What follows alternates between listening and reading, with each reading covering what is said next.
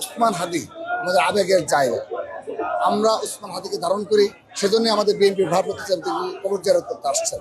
আমরা কিন্তু সেজন্যই অবশ্যই তার পক্ষে স্লোগান দেবো এবং তার বিচারের দাবিতে দেখেন, বিচারের দাবিতে কিন্তু আমরাও সোচ্চার রয়েছি।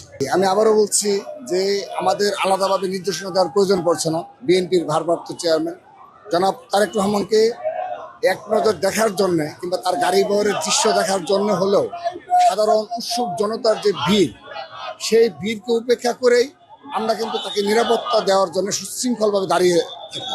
গতকাল শহীদ রাষ্ট্রপতি জিয়াউর রহমানের সমাধিতে তিনি যখন শ্রদ্ধা নিবেদন জন্য গিয়েছিলেন, আমরা কিন্তু তার পাশে এভাবে মানব ডাল হয়ে থাকার চেষ্টা করেছি। কিন্তু বাস্তবতা হলো জনগণের এবং জনতার এত চাপ, এই চাপ উপেক্ষা করে আসলে এই লাইন ধরে তাকে নিরাপত্তা দেওয়া সম্ভব হচ্ছে না। আমরা আজও তিনি শহীদ উসমান হাদির কবর জিয়ারত করার জন্য আসছেন।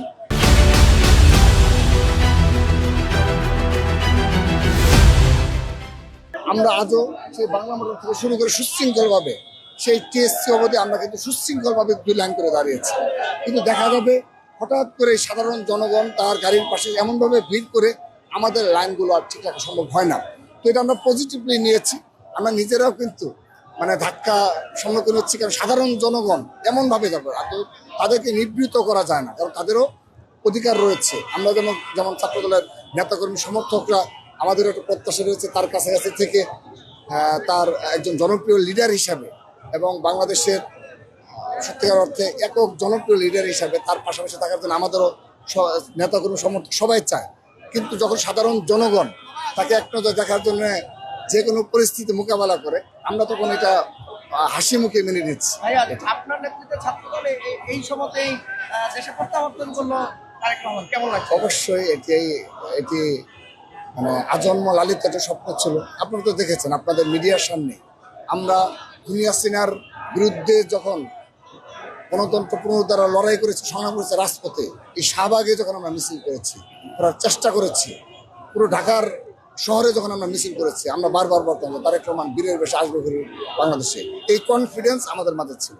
কিন্তু সেই কনফিডেন্স থাকলেও সেই স্বপ্ন বাস্তবায়ন হওয়া, এটি আমাদের সকল পর্যায়ে নেতাকর্মী সমর্থকদের আজন্ম লালিত স্বপ্ন ছিল। কারণ দীর্ঘ সময়, 18 বছর অধিক সময়। তো সেই প্রত্যাশা যখন পূরণ হয়েছে, আমাদের মাঝে স্বাভাবিকভাবেই উচ্ছ্বাস বিরাজ করছে। আরো উজ্জীবিত হবে কিনা তারেক রহমানের?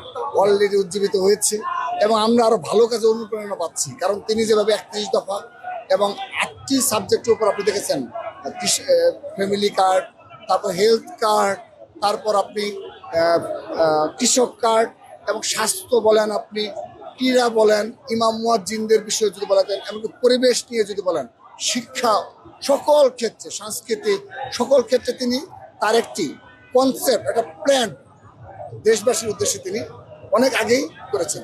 এগুলো বাস্তবায়নে, সফল বাস্তবায়নে সাধারণ জনগণের পাশে আমরাও নিরলসভাবে কাজ করতে চাই।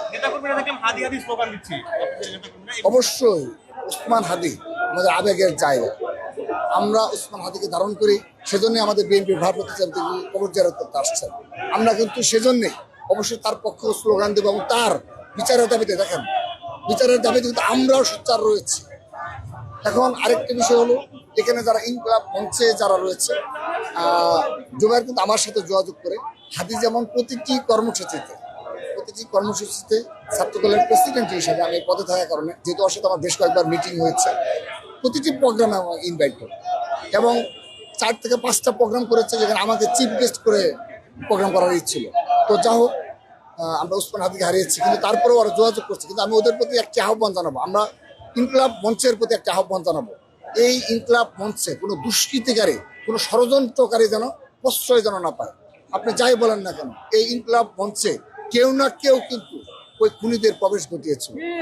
এটি কিন্তু আপনাকে মনে রাখতে হবে। ঠিক একইভাবে আজকের দিনেও যদি আমরা দেখি এই শাহবাগে, আমি কারো নাম উল্লেখ করবো না, ইতিমধ্যে সোশ্যাল মিডিয়া আমরা দেখি যে যাদেরই আমরা কিন্তু সন্দেহ প্রকাশ করছি, কোনোভাবেই এই প্ল্যাটফর্মকে ক্ষতিগ্রস্ত করতে দেওয়া যাবে না। ইনকলাব মঞ্চ যারা বিশুদ্ধ বাংলাদেশপন্থী এবং যাদের প্রকাশ্যে একটা পরিচয় রয়েছে, তাদেরকেই যেন তারা স্থান দেয়। তা না হলে হাদির মতো আর কোনো ঘটনা যেন না ঘটে, যে ষড়যন্ত্রকারী যারা বাংলাদেশকে অস্থিতিশীল করতে চায়, বাংলাদেশ আর কখনো স্থিতিশীল না হোক, অর্থনৈতিকভাবে বিকশিত না হোক, সাধারণ জনগণ শান্তিতে না থাকুক এবং বাংলাদেশের স্বাধীনতা সার্বভৌমত্ব বিনষ্ট হোক, নিজেদের মধ্যে বিভেদ বাড়ুক, এরকম যারা রয়েছে তারা যেন ইনকলাব মঞ্চের এই সুন্দর প্ল্যাটফর্মটাকে উসমান হাদি রেখে যাওয়ার একটা আমানতকে তারা ক্ষতিগ্রস্ত না করে।